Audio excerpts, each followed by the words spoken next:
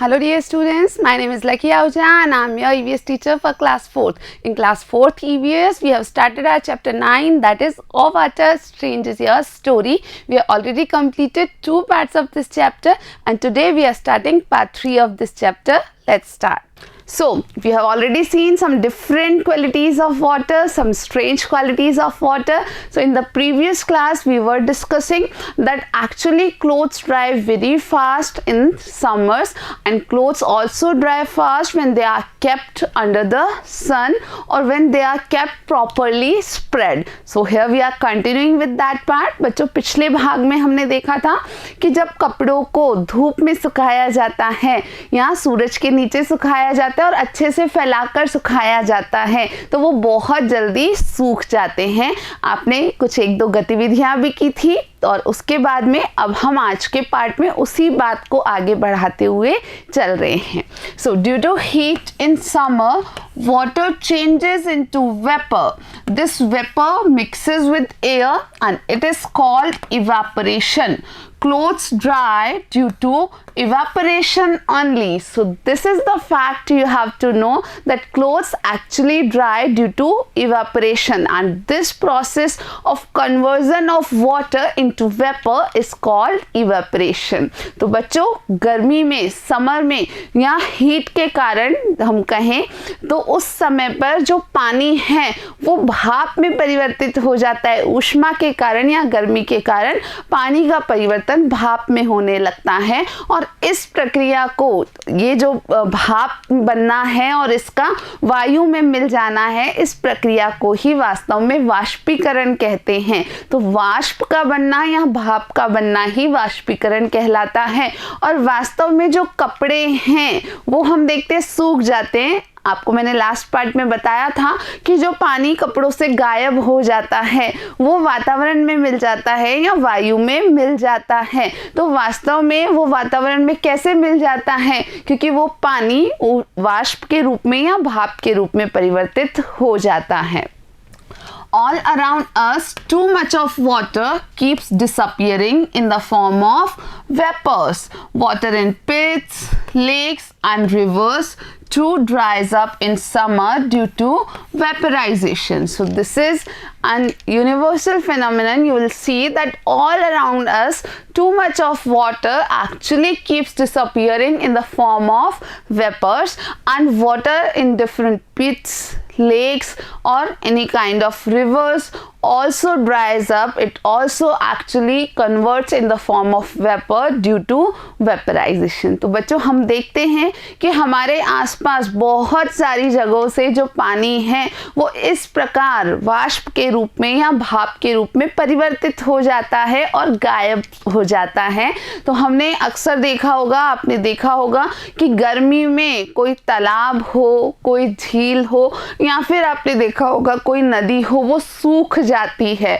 उनका सूखना वास्तव में क्या प्रदर्शित करता है? तो किसी नदी का, किसी झील का, किसी तालाब का सूख जाना ये प्रदर्शित करता है कि बहुत गर्मी के कारण, बहुत ऊष्मा के कारण जो पानी है वो वाष्प में परिवर्तित हुआ और वो वातावरण की वायु में मिल गया। तो वास्तव में ये जो हमारे तालाब, नदियां हैं जो कि आपके गर्मी में सूखने लगते हैं वो भी वाष्पीकरण के कारण ही होता है। So now you must have understood the concept of vaporisation और evaporation. It is the same thing that the conversion of water into vapour due to heat is called vaporisation और इवेपोरेशन.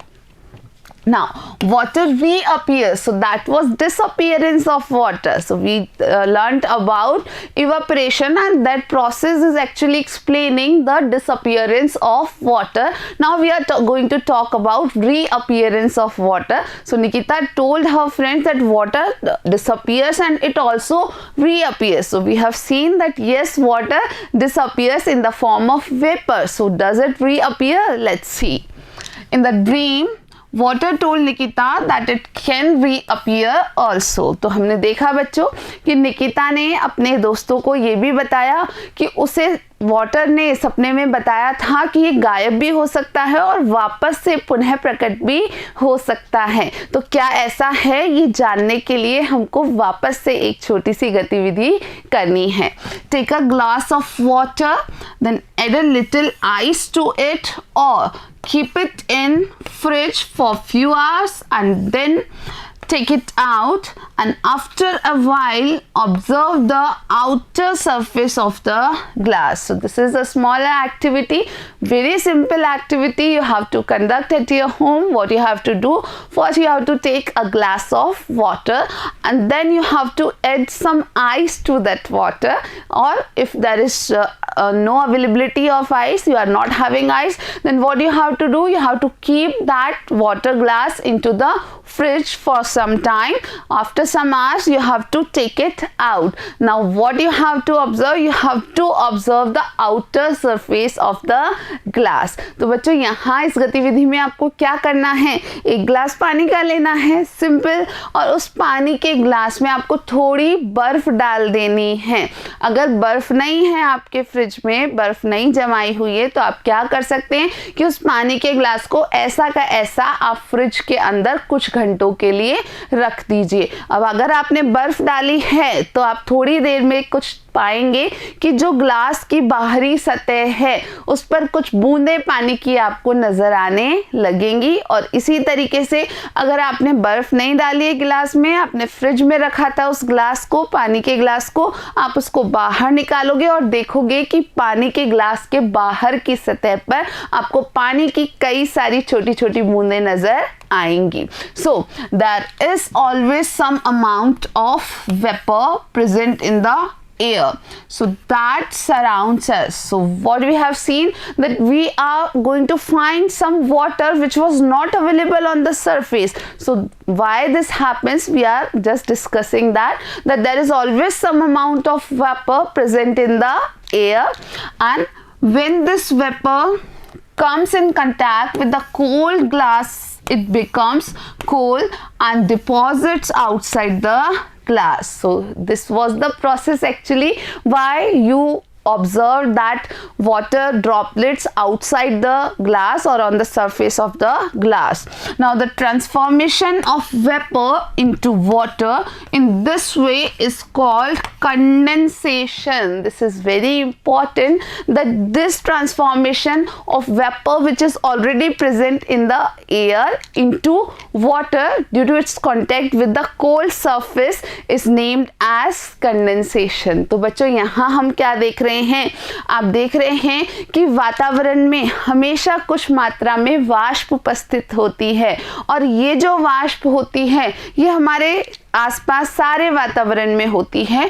अब ये जो वाष्प है जब किसी ठंडी सतह के संपर्क में आती है, बहुत ठंडी सतह के संपर्क में आने पर ये वाष्प ठंडी हो जाती है, और ये वाष्प ठंडी होकर के पानी में परिवर्तित हो जाती है, और इस प्रकार से वाष्प का पानी में परिवर्तित होना या पानी बन जाना क्या कहलाता है, कंडेंसेशन कहलाता है या संघनन कहलाता है। तो बच्चों दो महत्वपूर्ण प्रक्रियाएं आपने यहाँ जानी हैं, एक था वाष्पीकरण और एक है संघनन। संघनन में हमने क्या देखा कि जो वाष्प वातावरण में पहले से मौजूद है वो वाष्प जब बहुत ठंडी सतह के संपर्क में आती है तो वो वाष्प ठंडी होकर के पानी में परिवर्तित हो जाती है। So dear students, this conversion of vapour due to contact with a cold surface into water is named as condensation. Water also appears in closed containers with hot rotis. So you must have observed that when a container closed is capped with some rotis, when you keep some rotis, hot rotis in a container, and you just close that container or keep the lid on that container, then you also see some water on the surface of that container's lid. So vapor arising from the rotis condenses when it touches the inner surface of the lid and converts into water. So quite important thing here also you can see the condensation process. तो बच्चों यहाँ आप क्या देख रहे हैं कि जब आप किसी बर्तन में गरम गरम रोटियों को रख देते हैं या कैसरोल में हम रोटियों को रख देते हैं और वो गरम गरम रोटियों को रख के आप ढक्कन लगा देते हैं और कुछ समय में ही आप जब उस ढक्कन को हटाते हैं तो आप देखते हैं कि ढक्कन के ऊपर बहुत सारा पानी नज़र आता है। वो पानी बनना भी वास्तव में संघनन की प्रक्रिया के कारण ही हुआ है।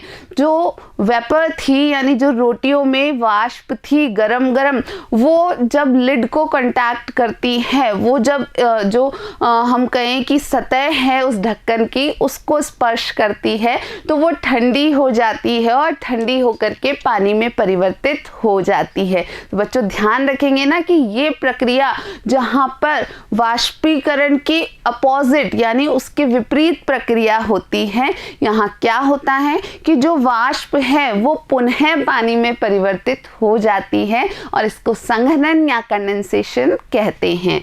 So power of water, Nikita also told that water is very powerful.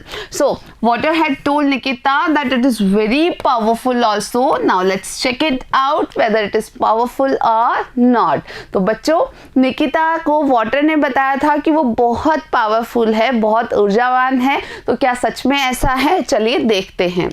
Now for that again you have to do a smaller activity. Observe the whistle of pressure cooker lift while food is being cooked at home. When your mother or any other person, any other individual cooks food at your home, he or she might be using pressure cooker and you have to observe that pressure cooker. You have to observe the whistle of the pressure cooker which is actually lift when the food is being cooked in that cooker. Keep water in a vessel for boiling and then keep a lid also over it. Boil the water enough and what all happens, observe carefully. So again you have to do one more activity, simply that you have to keep some water in a vessel. You have not to do that activity alone. You have to take help from any elder member of your family. So keep some water in a vessel for boiling and you have to keep a lid over that water and you have to boil the water enough that it starts boiling heavily and then you have to observe what happens there. तो बच्चों निकिता ने कहा कि पानी बहुत बलशाली है, बहुत ऊर्जावान है। तो क्या सच में ऐसा है? तो दो छोटी छोटी क्रियाओं को आपको करके देखना है। एक क्या करना है कि आपके घर में जब खाना बनता है तो मुझे पता है आपके यहाँ भी प्रेशर कुकर का इस्तेमाल कभी ना कभी तो होता ही होगा। अब जब खाना बनाया जाता है तो प्रेशर कुकर की जो सीटी है वो किस प्रकार ऊपर उठ जाती है, अंदर से जो पानी डाला गया है उस खाने को बनाने के लिए वो वेपर में या वाष्प में परिवर्तित होता है और फिर उस कारण से वो सीटी उठने लगती है। तो पानी कितना बलशाली है, वाटर कितना पावरफुल है, आपको यहाँ पता चलता है। एक और गतिविधि आपको क्या करनी है कि आपको एक बर्तन लेना है, आपको अपने घर पे किसी बड़े के साथ ही इस गतिविधि को करना है कि एक बर्तन लीजिए, उसमें थोड़ा पानी रखिए बॉईल होने के लिए, उबलने के लिए और साथ के साथ उस पर आपको एक ढक्कन रख देना है। तब उसको पानी को बहुत सारा उबाल आने देना है और आप देखेंगे कि धीरे धीरे जैसे जैसे पानी उबलने लगता है उस ढक्कन को हटा के पानी बाहर आने लगता है। Now, water falling to the ground from above too has strength. So, when water falls to the ground from above, like in some waterfalls or in some dams you can see, so there that water also has lot of strength and if someone keeps a wheel below it, it will start rotating due to water's strength. So dear students, you need to remember that this power of water is being used in making of electricity at different places. तो बच्चों यहाँ आपको देखना है कि जो पानी ऊपर से नीचे गिर रहा होता है तो उस पानी में भी बहुत सारी एनर्जी होती है, बहुत सारी उसमें बल होता है और आप देखेंगे कि यदि उस गिरते हुए पानी के नीचे एक पहिया रख दिया जाए या एक टरबाइन रख दी जाए तो वो उस टरबाइन को या उस पहिए को तेज तेज घुमाने भी लगता है और इसी स्ट्रेंथ का फ़ायदा उठाया जाता है पानी की इस क्वालिटी का फ़ायदा उठाया जाता है बिजली बनाने के लिए, जो आप अपनी आगे की कक्षाओं में पढ़ेंगे. Now freezing of water. So water does freezes too. So Nikita told that water told her that water also becomes hard sometimes, and that hardening of water is called freezing. Water told Nikita that it can become very hard also. Now let's see how. When water becomes very cold, then it freezes and becomes hard, meaning it becomes ice. So it's quite simple. I know that you already know about this thing, that when water actually becomes very cold, then it converts into ice. तो बच्चों यहाँ आपने क्या सीखा कि पानी का जमना, पानी कई बार जम भी जाता है. कैसे जम जाता है? आपको पता है कि जब पानी बहुत ठंडा हो जाता है, बहुत ज़्यादा ठंडा हो जाता है, तो वो धीरे धीरे सख्त होने लगता है और इसको ही हम बर्फ़ का नाम देते हैं. तो जो पानी बहुत सख्त हो जाता है तो वो कन्वर्ट हो जाता है, वो बदल जाता है बर्फ़ में.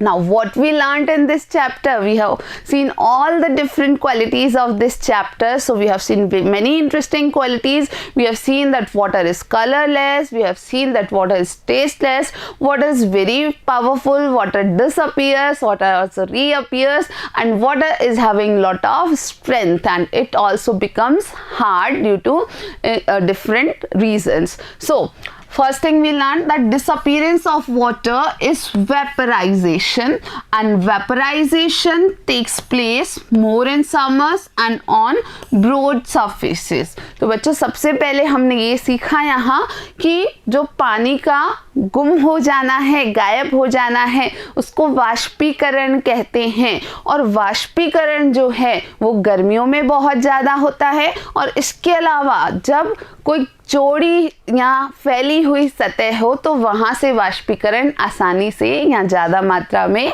होता है.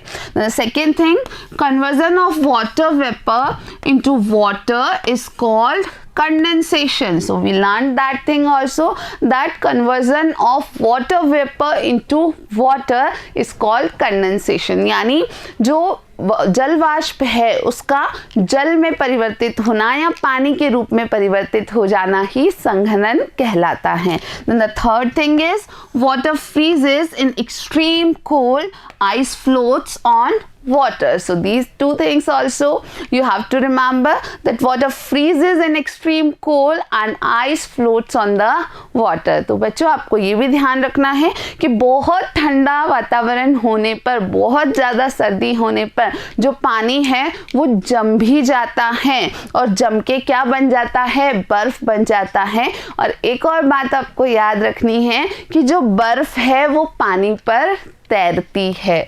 Now next thing is flowing water and evaporating water both have power, and this power can be made use of. So this is the last point we learned in this chapter, that the flowing water, that water flows from upwards to downwards, so that flowing water is having lot of power, and similarly the evaporating water is also having lot of power, and this power can be made use of in different manners. तो बच्चों यहाँ आपने देखा कि बहता हुआ पानी जो कि ऊपर से नीचे की ओर बहता है, तो वो बहता हुआ पानी और वाष्पीकृत होता हुआ पानी या वाष्पीकरण की प्रक्रिया के तहत पानी जो होता है, उन दोनों पानी में बहुत ऊर्जा होती है, और इस ऊर्जा का इस्तेमाल अलग अलग तरीके से किया जाता है. Now there are some practice questions. Simply there are 2-3 questions. You just have to see these questions which are linked to this chapter. So question number 1 is,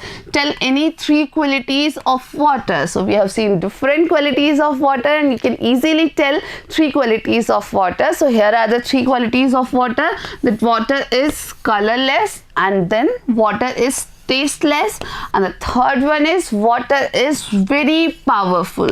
तो बच्चों इस प्रश्न में आपको पूछा है कि आपको पानी की कोई भी 3 गुण या कोई भी 3 विशेषता बतानी है। हमने कई सारी ऐसी चीज़ें, ऐसे गुण देखे पानी के जो बहुत स्पेशल थे। सबसे पहले हम यहाँ 3 में से बताएं तो पानी रंगहीन होता है, उसके बाद पानी स्वादहीन होता है, और पानी जो है वो बहुत बलवान होता है या बहुत ऊर्जावान होता है। Move to the next question. Why do we find tiny droplets of water on the surface of cycles, motorcycles in winter mornings? So this is an observation. You must have observed that in winter mornings you can find some tiny droplets of water on the surface of cycles, motorcycles or any other object placed outside. So answer is here that we find tiny droplets of water on the surface of cycles, motorcycles in winter mornings because there is always some vapor in the environment, and this vapor when comes in contact with any cold surface, it becomes cold and deposits on the surface, and this is called condensation. So we have learnt about the process of condensation. तो बच्चों यहाँ इस दूसरे प्रश्न में आपसे पूछा है कि कभी कभी सर्दियों की सुबह में आपने अगर देखा हो तो कोई साइकिल या मोटरसाइकिल जो बाहर रखी होती है सर्दी में, उसके ऊपर उसकी सतह पर भी आपको पानी की छोटी छोटी बूंदें नजर आती हैं। तो ऐसा क्यों होता है? आप बिल्कुल बता सकते हैं बच्चों कि क्यों पानी की बूंदें किसी सतह पर हमें सर्दी में दिखने लगती हैं। तो हमको ये नज़र आती हैं क्यों? क्योंकि हमारा जो वातावरण है वहाँ पर हमेशा जलवाष्प उपस्थित होती हैं, और वो जलवाष्प बहुत ज़्यादा सर्दी के दौरान जब किसी ठंडी सतह के संपर्क में आती है तो वो पानी में परिवर्तित हो जाती है, और हमने जाना था कि इसी प्रक्रिया को कंडेंसेशन या संघनन कहते हैं। तो वास्तव में इस प्रक्रिया का कारण क्या है? ये जो आप देखते हैं साइकिल पे, मोटरसाइकिल पे या अन्य किसी सतह पर सर्दियों की सुबह में छोटी छोटी बूंदें पानी की जो नजर आती हैं वो संघनन के कारण होती हैं। So the next question here is, if you want to dry the clothes quickly then what would you do? So when you want to dry the clothes very quickly, what you will do? So to dry the clothes quickly, clothes should be properly spread and they should be dried under the sun. Quite simple that if we want to dry the clothes fastly, we simply have to keep the clothes under the sun and we have to spread the clothes in a proper manner. तो बच्चों इस आखिरी प्रश्न में आपसे क्या पूछा गया है? आपसे पूछा गया है कि अगर आप कपड़ों को जल्दी से सुखाना चाहते हैं, आप चाहते हैं कि कुछ कपड़े बहुत जल्दी सूख जाए, तो उसके लिए आप क्या करेंगे? तो आप क्या करेंगे? बहुत साधारण है कि आप उन कपड़ों को जिन्हें आप जल्दी सुखाना चाहते हैं, आप जो है धूप में सुखाएंगे, तेज धूप में सुखाएंगे, और उसके अलावा क्या कर सकते हैं? आप उन कपड़ों को फैला करके सुखाएंगे, अच्छे से खोल के सुखाएंगे। लेकिन अगर धूप नहीं हो, सर्दी हो रही हो, then what you will do?